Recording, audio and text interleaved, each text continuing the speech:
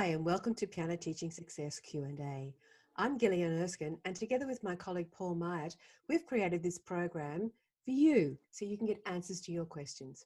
Well, we're so excited to be here today with our lovely guests and to have piano teachers from around the world watching our show. If you're live with us today, let us know in the chat where you're from. In the meantime, let me introduce our panel for the day. Josie Thomas opened her studio in 2007 after teaching career both as a generalist teacher and a classroom music specialist. After being inspired to use puppets in her studio, Josie felt that she wanted they take on personalities of their own and was inspired to write her first children's book, Magic Sounds. Josie is currently the president of Victoria Music Teachers Association. Welcome, Josie. Hello, everyone. Great to have you, Josie. Great to be here. Peter Simpson is a piano teacher. He's also a Forte School owner in Kent in the UK. He's also our partner in Blackrock Music UK and is with us today. Peter's been teaching a number of years and is a graduate of the UK Piano Teaching Training Program and took his private studio to the next level by opening a Forte School about 2 years ago. Welcome, Peter. Hi, Gillian. How are you? And hello, everyone. That's great. Great to have you, Pete. And great to be here. Well, like we do each week, we're going to kick off today's show by visiting each of our panelists in their own studios. Let's start with Josie. Now, Josie, I just love all those puppets in the background. We use puppets a lot in our Forte classes, so tell us about them and how you use them. Okay, I'm an expert at nicking ideas from other people, other teachers. When I first started to teach piano, I thought better get involved in the Music Association ASAP and attend some seminars. And I saw a wonderful teacher called Margaret Bland, who's in charge of training Suzuki teachers here in Melbourne. She used puppets, and I'm going, far out, this is great. So I started collecting them. That's how the puppets came to be in the house. And they do all sorts of things. The kids, when they're actually here, they actually manipulate the puppet, keep the beat, they walk around the room, they stamp their feet, whatever comes out of my head. The puppets might make a noise if there's a crutch at rest. I find that really works well for them to get the rest right and not skip over them. Yeah, and you've also got one of those puppets there, a very favourite one, that it's a dog. Is he the practice puppet that goes home and visits people's houses? Oh, not really, although he could be. The dog sort of came into the picture a little bit later. But right. I've got E.T. is actually hiding around the corner of the piano because E.T. I won at an 80s party back in January. And I thought, oh, how can I use him? He was going to be the practice buddy. But unfortunately, he's extremely upset because he can't go to anyone's house at the moment. So he's just, normally he lies on the piano and looks in at their houses. And that's it. Well, that's right. He can see inside, have a peek inside their homes, can't he? Yeah, he can. And sometimes he picks up rhythms in funny languages. Oh, I imagine that really makes their lessons more exciting and entertaining for everybody. Yeah, I think so. I think they all enjoy it. The smiles happen, and that's the main thing. Yeah, absolutely.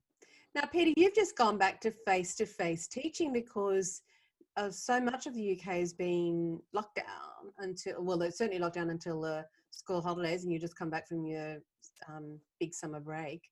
And you've got a lot of systems in place. You showed me yesterday to adhere to all of the regulations. And music teachers around the world are in various different stages of coming out of lockdown. I spoke to someone in the US and she had just gingerly, like you, in the last couple of weeks come out, and some people are coming and some people aren't and all that kind of thing, and having to put lots of measures in place. So, and even in the same country, like in Australia, at the moment, Victoria, like Josie, you're in lockdown and the rest of us are open. So we're all in different stages and we're trying to work within different guidelines. But I thought it'd be really interesting, Peter, for you to take us on a walk through your school and show us what you've done, because I think it's quite amazing. Yeah, I'll definitely take the iPad with you. Yep, we can indeed. So off we go. Okay. Oh, well, start with one of those feet on the floor there. Right, feet on the floor. That is where the pupils have to stand when we're doing all the off piano work. So feet, feet, feet, feet, and we just say feet on feet. And there they go. Okay, which works very well. Yes, And you got some perspex panels there? Yeah, perspex panels. So that's between where the parents sit and the next child. So we've got one there, one there. That's between me and the child. Okay, so we only need those. And then what we've done is we have marked all the boxes out with, that's actually Velcro tape on the carpet. It works perfectly, sticks lovely. Okay, so they've all got their own little box which they stay in there. Okay, and then we come around. There we have, yes, firm just up the road. A Forte one.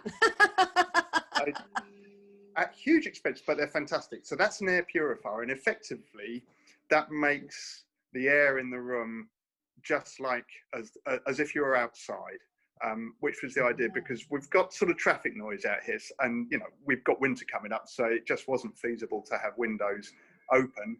No. So we bought these air purifiers for 2 of the rooms. You probably heard the traffic going past there. Do they make any noise? Not enough that disturbs the piano lesson in any way. And they've got a couple of settings. So what you tend to do, you have it on the lower setting during the lesson. And then between lessons, you put it on the higher setting, which sort of cleans the air in the whole room. And they've got HEPA filter and an active carbon filter and a coarse filter as well. So yeah, did you buy them or did you rent those? No, they're bought. Yeah. As I say, it's a firm. They're probably nice to have anyway down the track, aren't they? Yeah, I mean, the guy was saying, I've had a good chat with him. He's only 150 yards up the road. He was saying that if you've got hay fever or anything, it helps with that. It helps with all sorts of odours, so it just freshens the air. And it does, to be honest. You can feel the air is fresh. Gives confidence to the pupils and to their parents, more importantly. And gives confidence to me as well, that I know that we're not having air that's, you know, constantly indoor. Absolutely no germs. So there we go with that lot. Take us down to the next room. So we'll go up here. Actually, we'll just quickly wander outside. So this, when the parents first come in. Yeah, we've got arrows. What are those arrows? They'll come in. They've got arrows. So right from the start, they know to walk on this side. And then you walk on the other side coming out. And you have hand gel. Hand sanitizer from just up the road. We've got some good suppliers around here. Do they have to sign in? We don't have that at the moment because, to be honest, we have a record of who's coming when, so we know exactly who's there, and it's all on record. So we don't really have to do that. So we walk down this side. That's our book room there, and then we're going to just quickly going to Schubert, which is the drum room. So you'll see the perspex screens there again between the 2 sets of drums. So the teacher sits on the far side and the pupils sit here. And they have, I'll show you the cloths in a minute, to wipe everything down afterwards. Once again, we put the air cleaner in here when they're going. And then we go past, that's the singing guitar room, which at the moment is storing some stuff, so I won't go in there. And then this is our jungle room. Oh, look at that. It's so a jungle, Peter. Yeah, absolutely. So we're doing Forest Friends for jungle music. So we thought we'd make a jungle or forest setting for it. And you'll see there's individual... You've even got jungle. Are they cushions or something? What are they on the floor? Yeah. So Alison. So good to have a wife who sews. Absolutely. She's a genius at that. So that is actually shower curtain, which you can also see there. Oh, so the great thing with shower curtain, of course, it can be washed, it can be cleaned afterwards. Okay, there's all the little kit that they use in jungle music with the various cubicles there. Okay, and you will see, in fact, that's a used one. So we have bags with a cloth that's soaked in alcohol hand sanitizer, and every time they finish a lesson or they finish the jungle music, they clean everything they've used with those, and then we re-soak them in the hand sanitizer. When they first came in that room, that must have gone, wow, where am I? That is exactly the word they all use. That's what we want, Gillian. We want that initial thing when they come in, they think it's safe, and wow, what a fantastic thing to walk into. So those are the cloths. So each time we finish a lesson, they pick that up, they take the cloth out the bag, and they clean all the keys down, clean the top of the cover, clean the stool, and anything else they've used, like the chimes there, which we use. They clean those up, ready for the next pupil. Yeah, those little yellow things on the floor, everybody, they're chime bars. They're a little set of one-off chime bars. They are absolutely fantastic, aren't they, Gideon? I just love those. Yeah. So yeah, that is our setup. You've done a fantastic job there. Well, yeah, I think it's really important because people want to be confident that they can go somewhere and be safe, or as safe as you can sensibly be. Anyway, you can never be 100% safe, can you? But no. That's what we really want. Yeah, I think you've absolutely done that. Your clients would have definitely feel these guys are really onto it and they're really looking after our safety. So that's really good. Yeah. Thank you. That's my pleasure. Let's get on to some questions. Josie, on a recent show, I think a couple of shows ago, you said only about 30% of your students do exams because we're doing the to exam or not to exam. And that got me wondering, I wonder what Josie does with the other 70%. So tell us about what you do, Josie. Well, much the same, actually. Much the same. They do the same sort of pieces. I go through tech work. I like to integrate everything, the theory, the oral work, etc. But what I do for all students is I give them a challenge. Well, there's several challenges. Again, learning it from seminars. There's the How Learn It 40-piece challenge, doing 40 pieces in a year. They do not all have to be whatever level they're doing. If they're doing grade 3, they don't have to be 40 pieces at grade 3 level. They can be much, much simpler. In fact, I encourage that. Plus, their own pieces that they create, because quite a few of my students will create their own pieces. So that's one challenge I do. The other one is I learnt from a teacher called Tembi Shares who had a pirate challenge.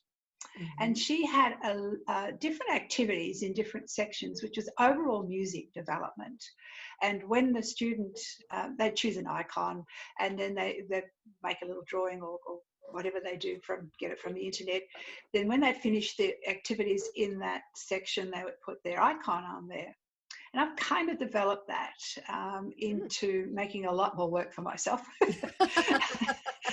And so when they complete, say in performance, the performance section, they then there are 7 options.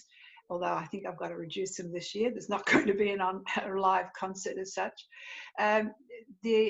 They then put up the number 1 for the live performance, number 2, transpose something, surprise me, learn a piece by yourself. They put the actual number icon on that area in the chart. And I've also given them a choice of different themes. So not only do we have a pirate challenge, we have a space, and we also have a medieval dragon challenge. We've got a couple of your beautiful charts up here. So that one's that's the space one. So there's all the different sections there: imagination, rhythm, rock, rhythm work, composer discovery, performance, memory, double trouble, and listening activities. Mm-hmm. And I try to integrate for level 2, for the higher level, more advanced students, a lot of the oral work that students are asked to do in their exams. So it's not a big deal. They're doing it all the time. Exactly. So, and then, so with these charts, so how long does it take to get through a challenge? It's designed to go all year. Yeah, I was thinking. All year. It's a lot of stuff there, and some of it they got to do at home. So it goes all year. Now, I've been unable to do too much of the rhythm because of being in lockdown. I mean, there's one little section there where they've got to jump on the trampoline in time. Well, it's not going to happen, is it? Can't go outside unless they use that hour for that. That's right. So yeah, and there's our pirate chart. So each area has activities to do that they have to complete. And then in the pirate one, do they have little icons, or they have a little? What do they have? Yes, you can see some of the icons. Yeah. Interestingly enough, mostly are girls that want to be pirates. You can see little icons, and you can probably just be able to get the numbers, catch the numbers on them. And so as they complete, like composer discovery has a few. There's the one there at the top with there's 1 and there's 3. I think I can't read it myself from here. So that particular girl, she's Olivia. So that's the icon that she's used, and so she's completed those two, and they go into that section. So if you get one icon that's you, so she's commandeered the one with the pirate hat. Yeah, that's right. Done two of those composer discovery things, and she's done two listening lagoon things. Yes, that's right. Exactly. One double trouble island thing. Yeah, and she's not keen on creating, that girl. What isn't she keen on? The creation. So she don't see her in the imagination yet. So double trouble, for instance, it's due at 4 duets. They do a lot more, really. 4 duets. Mm-hmm. I was able to squeeze a few in term 1 this year, but the duets now have to be done online, so they have to play with a backing track, and I hear them do it from here. Mm-hmm. So, and how did you get all the beautiful pictures and everything? Did you just find them, or? I just found them on the internet, blew them up, and till there's something that caught my attention. That's it. They're fantastic. Yeah. They're really good. And did you sort of have all of the icons that they could just choose which one they wanted to be? No, I got them to choose what they wanted to be. Yeah. So did they then? Yeah. So did you have them and they went, I want to be that one? No, I didn't have them. It was up to them to find them. And I asked the parents. I did have an introductory day for parents to show them how all this worked. Right. And so I asked the parents to help them for the smaller ones, and so they have to find their own icon. Yeah, exactly. They've got to find something that they like. So this is 3 years of work here, isn't it? Because you've got the dragon one and the space one. Well, no, they just choose the theme that year, and sometimes they'll swap. So the next year, like there's one there on the pirate, and he was a space Mario or something last year, but he's used the same icon. Oh, okay. All right. So that's what you want to do. Space then. Did you do space last year? That's it. So they swap their themes sometimes, yeah, and that's fine. That's fantastic. That's terrific. And it keeps them going. And if you have a look here, that's actually one of Composer Discovery.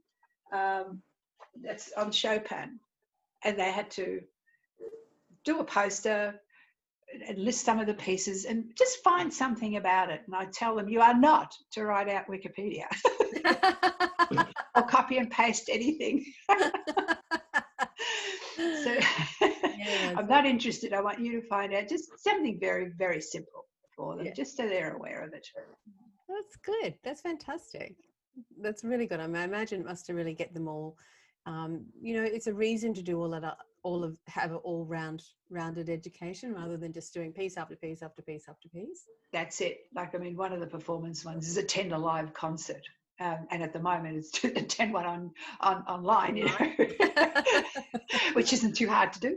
Yeah, it's a choice that there is out there. Yeah. No, that's really terrific because it's actually, creating them to be a musical being, not just play.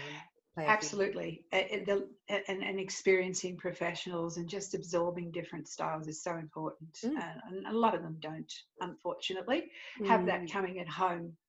I grew up in a household where the ABC radio was going all the time, so I grew up with music around me, and we danced, and but not too many kids do that, and we sang. No, exactly. It's very different sort of households these days, isn't it? It is, yeah. Okay, well, thank you very much for sharing that. That's fantastic. I hope everyone's inspired to do something like that in their own studios. Well, Christmas is right around the corner. And if you want your students to play Christmas carols by December, you've got to get started real soon. And we're having a Christmas in October. And we're celebrating with 3 great offers. Our first is our Christmas pack. And it's available from the Blackrock music shops, and it's got our Christmas album for elementary. So that's pieces, 16 arrangements of pieces for elementary to intermediate, matching lyric sheets, so we can have sing-alongs, invitations and concert programs and certificates, and there's even my gingerbread recipe in there too, so you can make gingerbread snowflakes for your party. So the whole pack is available from Blackrock Music for $19 in Australia shop and £11 in the UK shop. And secondly, spoiler alert for our Australian listeners, if you're a member of the Blackrock Music Book Lovers Club, you get this pack free in October. In Piano Teaching Success Practice Buddy, we've just released Discovering Christmas album. And very excitingly, Discovering Christmas is one of our October free bonuses in the Practice Buddy Teacher Pack. Here's Paul to explain. Discover how much fun it is to play scales with great sounding, adjustable speed backing tracks.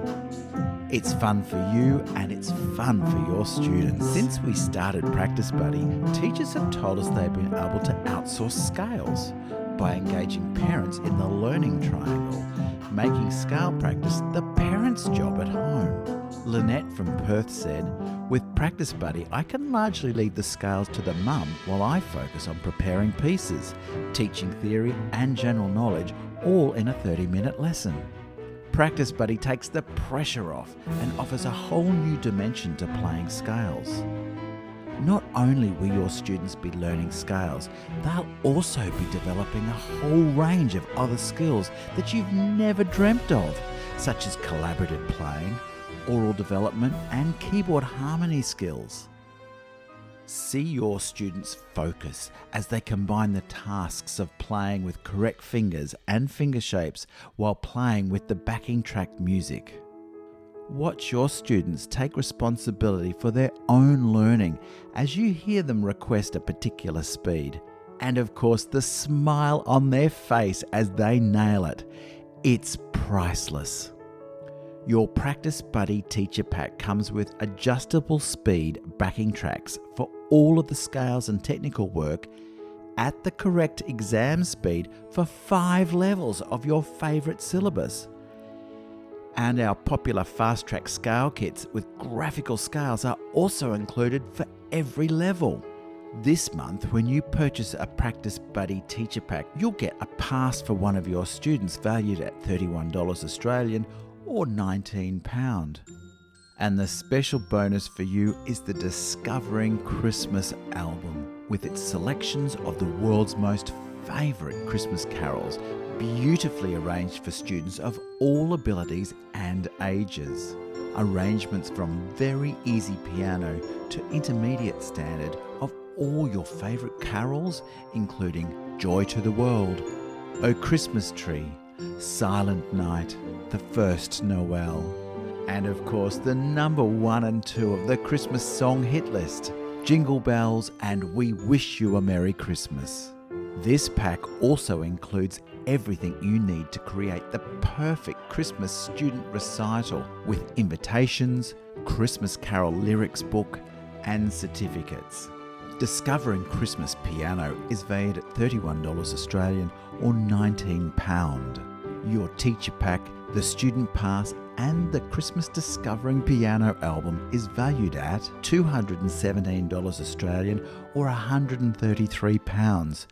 Your price is just $127 Australian or £77, saving you over $90 Australian or £56, or pay in your own currency and get the same savings. Practice Buddy is the best way to learn scales, but if you've used it with your students and you don't like it, let us know in 7 days and we'll give you a full refund.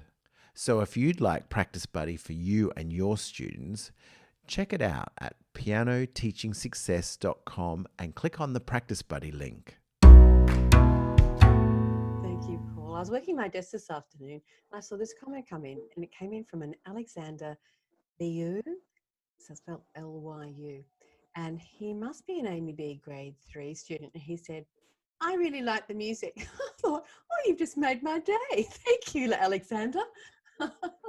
And we also had Jane Shelshear, who's a leading body mapping expert, said that she even has one student who, when playing the scales without Practice Buddy, can vocalize the patterns of the backing track at the same time. So he's got that inner hearing going on. That's fantastic news.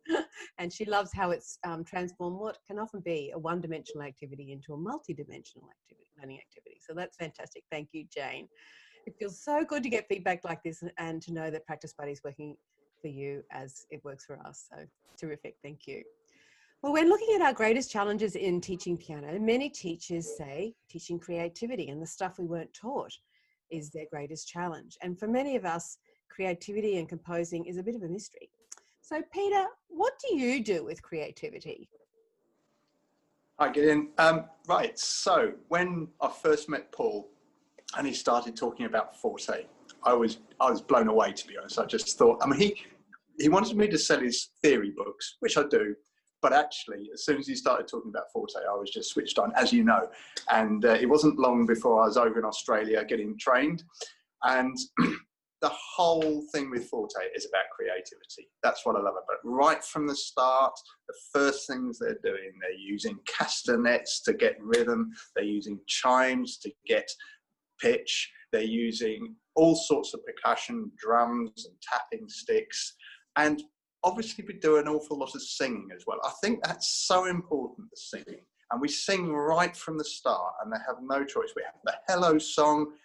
First thing they do when they come in, we teach them the hello song. They're singing that, and they're doing all the actions to do it. So they're getting used to the idea of doing actions off the piano straight away. They're getting used to the idea of singing, and also they're getting an idea of rhythm and pitch. And the parents are there as well. So the parents are seeing what the child has to do, which I've been so converted on that. You know, there's a lot of conversation between piano teachers on, you know, should parents be there or parents not be there? Well, parents are there with Forte and they're involved. And when they go home, they know what the child has to do and they can help the child. And a lot of the parents, they're going, oh, actually, I wish I was doing this class, you know, and I'd try to get them in the direction of our adult piano classes. But that's another matter. The kids straight away, the backing tracks as well. They're onto backing tracks straight away. Now, once again, there's a little bit of conversation amongst piano teachers about the value of backing tracks. What I love about backing tracks is, A, they make it good fun. That's absolutely essential. So in those, especially at the start, when you're not doing anything particularly extraordinary on the piano, they've got backing tracks to make that slightly unextraordinary thing fun and enjoyable. Number two, backing tracks, they learn to listen. That's so important. They learn to listen to others, to the backing track. And of course, we have classes. So they're learning to listen to the others as well and keep time with them. Number three with backing tracks, whereas when they play at home, normally in practice, they forgive themselves for hesitations and times when they go too fast. Backing track, you can't forgive yourself because you keep time with the backing track. Now, we can slow the backing track down, but you still have to keep time. And that's so important. And for a pianist, you know, we've got generations of pianists who aren't used to playing with other people. They're not used to listening. They're not used to having to play in an ensemble. All of a sudden, we've got classes, and that's exactly what they're doing right from the start. And I wish I'd had that, I really do, because, you know, I've had to learn it the hard way as an adult, if you like. Whereas these kids, I see them in a very short amount of time being able to play in time with others and being able to listen to what's going on. And the understanding, the musicality comes out, and they're singing at the same time. I love puppets. I can't remember the name of the other presenter today, but Josie. The puppet, yeah, she was using puppets. Obviously, we use puppets, especially with the very young ones in Forte. Puppets are lovely. We use loads of illustrations. The books are coloured, they're lovely, and we use the idea of imagination as well in terms of animals or, you know, trains, cars, spaceships, you name it. They're all there. Yes, so that's creativity, and it works wonders, and I love it. And the chords. What about chords and that kind of thing for chords? Fantastic, right from the start. So I don't think I learned chords. Well, I did and I didn't, but didn't really have, if you like, the more formal explanation of chords until I was an adult, until well into my piano playing career. I think the first lesson, yes, it is the first lesson with junior keys and piano keys. We're doing chords with the kids, aren't we? I mean, that's just fantastic. And they're singing chords. They're understanding, you know, you've got chord of 1, chord of 4, chord of 5, 7, right from the start. So all the way through, chords are just a natural progression with them. We have them doing chord left hand to a melody in the right hand in a very early stage, really. Absolutely fantastic and vital as well. And also, what I love about chords is that you learn the structure of the music, don't you? And then you start looking at more sophisticated music and think, well, hang on a minute, that's only 1-4-5, just the same as rock and roll, and this is stuff 200 years ago. And I love the fact that we're doing that so early on. And really, I have no idea why that hasn't been done for decades. But it's not, it's always been read, play, hasn't it? And we don't do read, play. We do listen, do the actions, we do the chords, we do the singing, and then we play it. And the speed they learn things is fantastic. We'll have a song, and I say this to the parents. The parents are sat there, and I'll say, right, this is a song that would take a convention, in a conventional, like we learned, would have taken weeks, sometimes half a term to learn. We'll do it in 10 or 15 minutes because we'll listen to it, then we'll do the actions, then we'll do the chimes, then we'll do the hands on the floor. And by that time, when you're singing all the way along, they have memorized that song, and they go onto the piano and they play it. And you think, wow, that's 10 or 15 minutes. And the parents are, oh, okay, how good is that? Absolutely fantastic. And the chords help with that as well. That's fantastic. Thank you, Peter. Yeah, that's my pleasure. Josie, how do you teach creativity and composing? Well, it's fairly loose, I must say. When I see a new student, even if they're very, very young, one of the very first things I get them to do is to make their own sound story. And I have them use the piano pedal immediately. I have an extension stool on the piano so that they can hear all that lovely vibration happening. So, do they all take to it easily? Not really, but a lot of them do. And it's amazing sometimes what lovely little things they come up with. I've had some students that actually freak me out and go, whoa, I was not doing that when I was 5. I wasn't playing at all actually when I was 5. But that's how I start off. Now, as they're learning some theory and they're learning chords, I encourage them to muck around with those chords, and I keep encouraging them to say, look, that's what composers do. They trial it. They try it here. They want to go low. They want to go high. And when they're ready for inversions, we'll talk about that as well. And some of them have come up with some very tear-jerking stuff. And some of those are on my book website, just to show how creative kids can be, and also on my YouTube channel. So, and I just keep encouraging them to expand that as they learn more theory. Yeah, that's basically, it's not terribly structured, I must say, but it's sort of geared towards the individual and who responds the best way. Yeah. Understood. That's fantastic. And also I do try to, when they're ready, to get them to write it down, use some software to get them to actually write it down. That's good. That's good, because it is good to do that. And that's a sort of almost a reason to do those theory skills, because sometimes they go theory, that's like one subject over here, and that playing is another subject. No. Yeah, theory should be all together. Yes. Exactly. It helps converge, doesn't it? So, well, we find the hardest thing with creativity is knowing where to start for most of us. And the building blocks for creativity and arranging and playing from lead sheets and composing is having the feeling of the scales and their matching chords under the hands. And the best way to get started with this is with something like fundamentals. So here's Paul to show you more. Do you want to teach chords but don't know where to start? Because like many of us, you haven't learnt chords, so we don't know how to go about it. The best place to start is by learning chords 1 and 5/7, the two most important chords, in easy keys, and relate them to scales. So there is context and a connection to something that our students know about. But how do you do that and make it fun and interesting? Because scales and chords on their own can be fairly boring. The best way to overcome the boredom and monotony of scales and chords is to learn and practice with backing tracks. It's fun and it provides a musical context that sounds great and in itself is rewarding. And it uses technology which kids love. But will all scale backing tracks work? Unfortunately, no.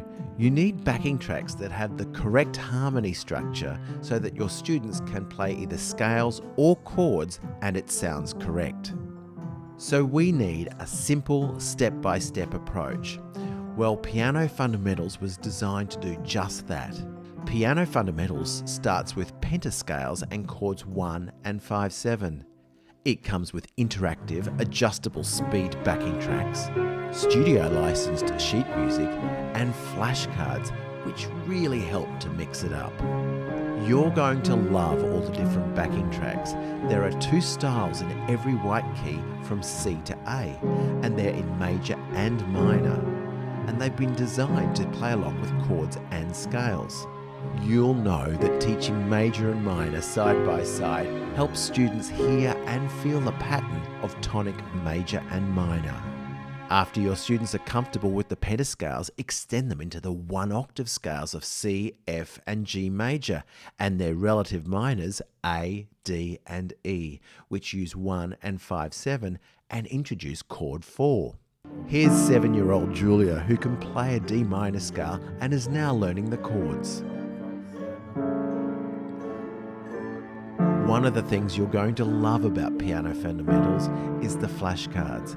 They get your students away from the music and into using their ears. You can start teaching chords right now because Piano Fundamentals is ready for you at pianoteachingsuccess.com. And we've made it easy to purchase in up to 9 currencies of your choice. Get yours today.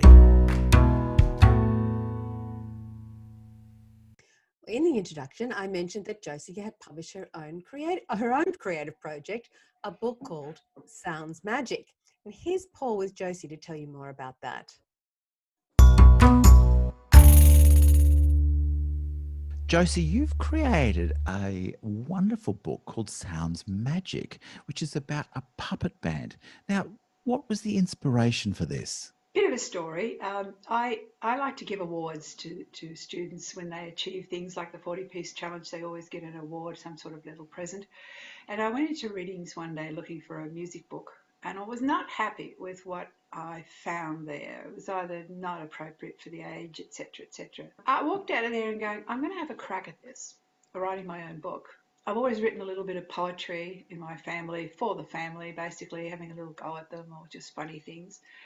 And at the same time, it comes into my life, Catherine Devaney, the author who runs workshops for writing.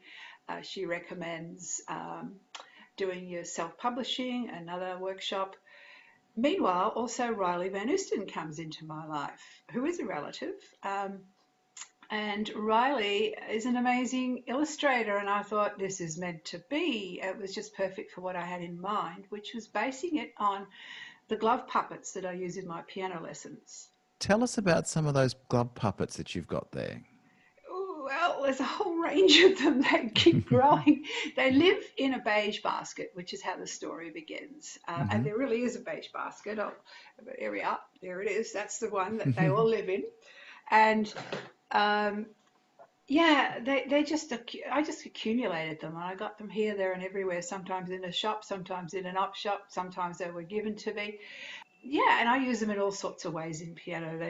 The kids use them to manipulate and keep the beat. They might stomp around the room, keeping the beat, or make a noise in a rest, whatever happens. Whatever comes into my head at the time, or their heads for that matter. It sounds like lessons with you must be very, very exciting. Well, I like to think so. But yeah. So tell me, who is this book written for? For preschoolers to mid-primary. It's got very wide applications, and even though I wanted to have a music theme and there are music terms used in it, it turned out, sort of evolved into an all arts project. There are some big words in it, which kids will have fun learning, and when they act it out. Classroom teachers can use it for drama, literacy, drawing, because I leave pages at the end of the book for people to draw, and that can personalise their book. There's no ending to the story, so they can make up their own ending and, let their imaginations fly. And there's some lovely songs that you've had written with this book as well. Tell me about that. The project kept evolving. I thought, wouldn't it be wonderful if we had some songs that are appropriate for kids to sing? And I asked Joe Cocci, who I I know as a friend, and she's the president of the Western Australian Music Teachers Association and a well-known composer with the AUB especially. And Lorraine Mill, who writes groovy songs that are just kids love them.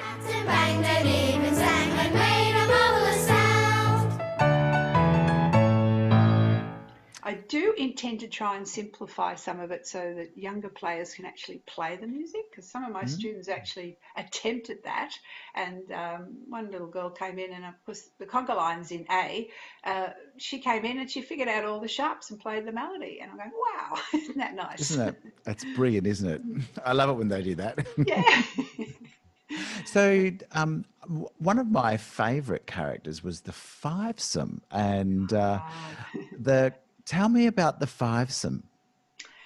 Well, the fivesome, I think, this is what the real fivesome, this is what the fivesome actually look like as puppets, if each finger goes in there.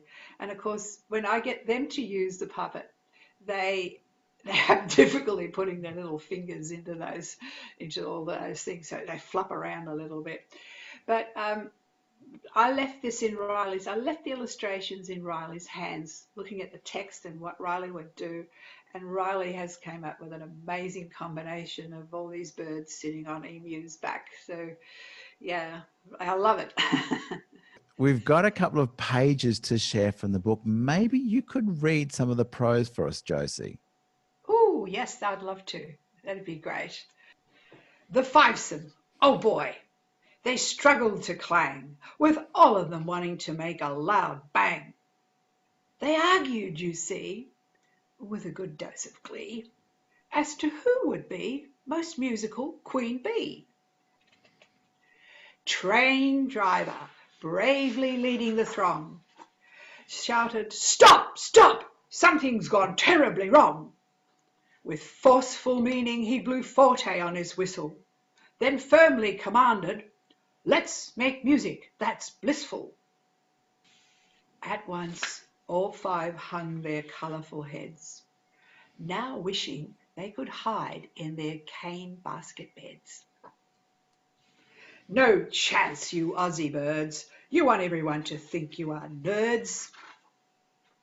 "Well, well," Cocky cracked. He usually fought. "Now there indeed is a very smart thought." Cooker spoke first. "I have a suggestion. Take turns avoiding cacophonic congestion." I love it. It's just wonderful. Now, can you imagine? Kids go, "What's that mean?" Parents ask me what that means. And I'm thinking, just get them to act it out. They'll remember.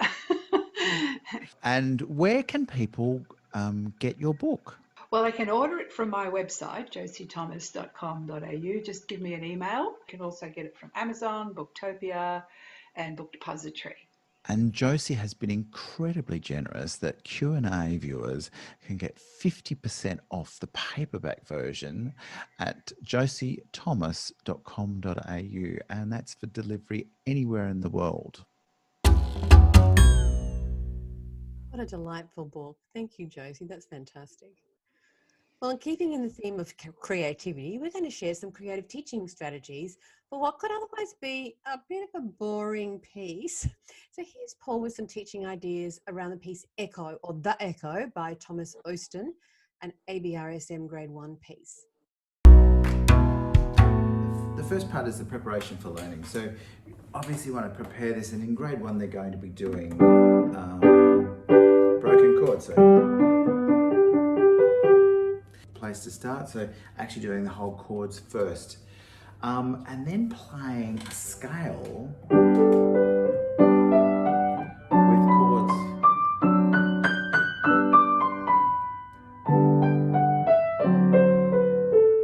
And playing that 1C, 5, 7, 1, or G, D7, G, G with a D bass, which is 1C, 5, 7, 1. So that's the first way to start sort of preparing that. I've also given you the G major, so you can see that G major is chord 1, D or D7 is chord 5, 7, and C is chord 4. Next is the rhythm cups. So I'm just going to show you a video of me doing the rhythm cups with the backing track. Have a watch. Rhythm cups are really fun to use, and they're literally just plastic cups you can buy at the supermarket. The red one represents lower notes or louder, and the clear one is higher notes or softer, but choose any color you like. I've chosen 2 different size cups so that it's quite obvious to the student why I'm using those. And that's a really great question to ask them after you've done this activity. Why am I using this one? Why am I using that one? And if you notice, I'm mirroring in this demonstration. Triple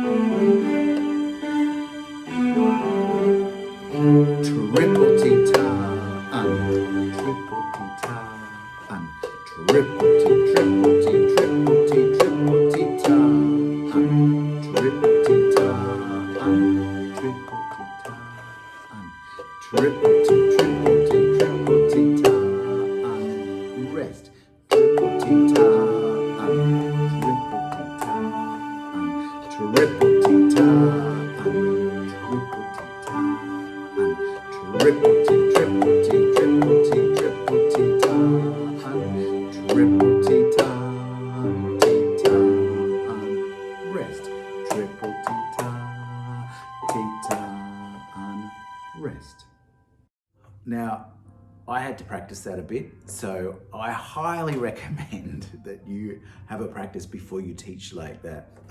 I always practice before I teach something like that.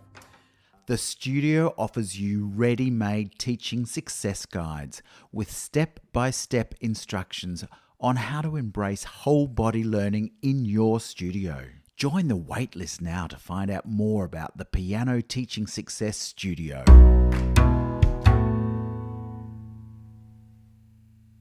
Well, recently we asked members of our Piano Teaching Success Facebook group, what advice would you give someone starting out as a piano teacher? Overwhelmingly, they said learn, go to seminars, get a mentor, or join some memberships to learn as much as you can. So Josie, you're from the VMT, or the president of the VMTA, and you do quite a lot of training, don't you? Can you tell us about the kinds of things that are popular with your members? Well, of course, piano days are. The majority of members are piano teachers, of course. And we've run, not this year, couldn't do this live, but last year we have successfully run several piano days with the introduction of the new AMEB Series 18 course, where we went into a lot of detail over 2 weekends. And we also had a piano day where we had demonstration lessons for beginners, intermediate, and for the very advanced, with highly expert teachers coming from Melbourne University and for the level 3. But that's not all. We do seminars also that apply to all teachers, generic ones. This year, what we've done is we've done on piano performance confidence. This particular presenter, Annalise Gill, did not want to call performance anxiety. She said, let's call it performance confidence. and we ran seminars on that. We had one on mandatory reporting, which of course there are regulations, no doubt that applies in other parts of the world, but in our state there are fairly important regulations that all teachers, including instrumental teachers, have to comply with. We have, for the first time this year, run 7 series of string webinars. Not piano, but actually I learned quite a bit from a string teacher called Mimi Zweig in the States. Apparently she's very well known there and international about what she does. And guess what? She gets the children to stamp their feet. Moving! Yeah. She's moving! So even though it's not directly piano, there are some crossovers as to how things should be taught, and the whole body movement. She's very big on that. So what else are we doing? We're having a session later this year on collaborative piano, which is the level 2 AMEB. For the first time, they have introduced collaborative level 4 exams, and we will actually have the consultant of the AMEB, Janelle Carrigan, will be running that presentation. We're also having a singing later this year forgotten the name of the presenter for now, but so there's quite a lot there. Lots of different things. Lots of different things. And what becomes most popular, of course, is having hands-on how to do things. Yes. And I encourage people to join their music association. Yeah. Because not only do you learn a lot, but you're also uplifting the profession, because all professionals are expected to be part of of an association, doctors, lawyers, accountants, and for some of them it's compulsory. So if you're not already a member of your local association, please consider that you do that, because it'll enhance the entire profession. Yes, exactly. And also on that point, all the doctors, the lawyers, the physiotherapists, as part of their membership for their association, are required to do a minimum number of professional development hours a year, usually about 10. So it's, they see all professions, and we want to, we are a profession. Yeah. To be professional, you need to constantly upgrade your skills. So yeah, it's a great thing.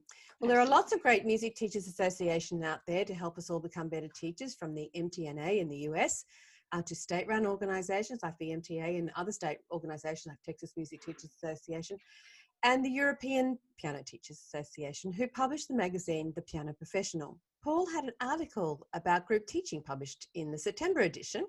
And here's Paul speaking to Dr. Murrary McLachlan, who's the chairman of the EPTA, or European Piano Teachers Association, short for EPTA, about the work they do. Welcome, Murrary McLachlan, who is the chair of the European Piano Teachers Association Executive Committee and also the European Piano Teachers Association UK. How long has EPTA, or the European Piano Teachers Association, been around? Well, the first thing to start was ESTA, which was the European String Teachers Association, and it started in the mid-70s and was very fortunate in having Yehudi Menuhin as the patron, and then Carola Grindia, who's an amazing Romanian piano teacher, a legend in London. I mean, she was a personal friend of Myra Hess. And indeed, Carola's daughter Nadia, who's still in the committee, is the goddaughter of Dame Myra Hess. Anyway, Carola said, "I think we should have a piano one," and she couldn't get Yehudi Menuhin, but she got the next best thing. She got Yehudi Menuhin's brother-in-law, Louis Kentner, to be the first president of EPTA UK, and that was started in 1978. So we just had our 40th anniversary of EPTA, the European Piano Teachers Association. And in 2018, we celebrated in King's Place with Angela Hewitt, our joint patron, giving a wonderful masterclass with Bach and all sorts of other things, a real feast of inspiration. And so, yeah, I mean, we're 42 years young. That's brilliant. And how many countries are involved in EPTA?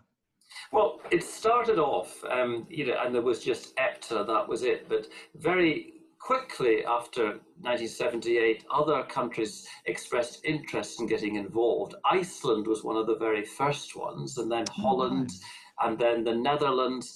There are now 32 EPTAs. And there's also affiliate EPTAs. There's EPTA in Chile associates, and there's EPTA China associates, there's EPTA Israel as well. It's a huge family, and even Canada, and people come, and Singapore, people join EPTA that are not in a country of EPTA. And we get together, once a year for a massive conference, international conference. The next one is in Bonn. It should have been in April, May, but because of the COVID, we're having it online, and we're doing all our presentations on Zoom, which it was a great shame. It was a great Beethoven celebration of the 250th anniversary. But no, we'll have a good time. We always do. And what sort of presentations do you have at those conferences? The European ones, well, I mean, they're all totally different because we make sure that there's a different EPTA country hosting them, and they all have different themes. I mean, this year, Beethoven's a lot about about Ludwig van Beethoven, and there's new commissioned pieces that contemporary composers have written inspired by Beethoven. That's a huge project alongside it. But other years there'll be all kinds of different things. We had a conference in Vienna last year, and there were presentations on all kinds of things. I mean, on shorter sized keyboards.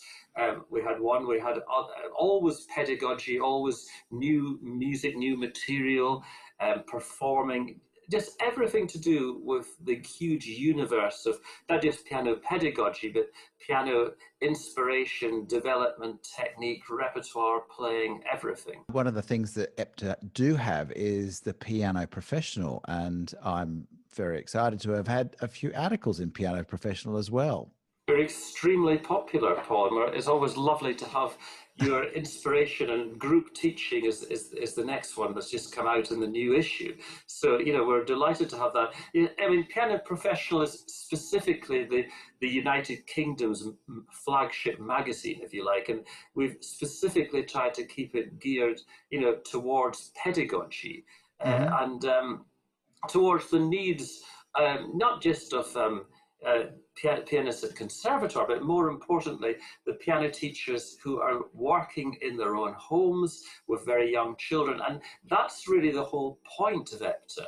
I mean, it can be unbelievably lonely being a piano teacher, and we need to have a community to bring us together, and to not just to discuss the nerdy things, although that's very important, but just to make us feel that we are not alone, that we're doing things that we care about, that many other people do, and getting them together. So we help to form friendships, and I think the community aspect is really important for our instrument. It certainly is. It certainly is. How many members are there in Britain? In Britain at the moment, well, we're about 1,500 members. I mean, having said that, there's a lot of people turn up to EPTA events who are not EPTA members, and we have a huge network. I mean, it's interesting that we talked about the big international EPTA meeting every year with the Conference and Piano Journal, which is the magazine for all the EPTAs, which is the oldest piano magazine in the United Kingdom, started in 1980.